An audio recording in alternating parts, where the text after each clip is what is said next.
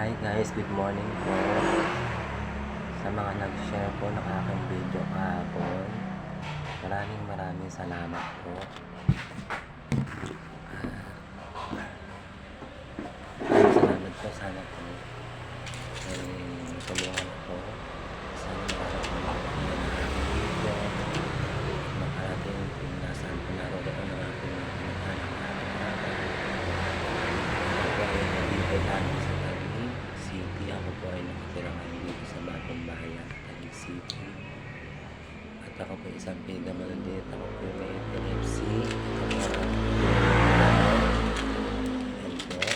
Ito po yung mga iniinom kong gamot. Ang pangalan po nito ay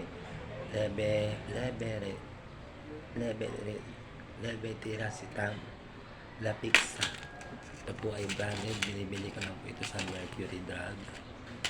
Kasi hila lang sa mga hila lang sa mga binibili tapos ano po Mayor Lani kaya tayo sa munisipyo ng Taguig at sa TSWD. Ako po ay hindi po tanto dito sa Taguig kasi wala rin naman po akong pamilya, mag-isa lang po ako sa buhay. Ako po ay 27 years old na. Marami kasi rin po ako wala rin po tumutulong sa akin kasi may mga pamilya rin sila. Hindi ko rin po alam.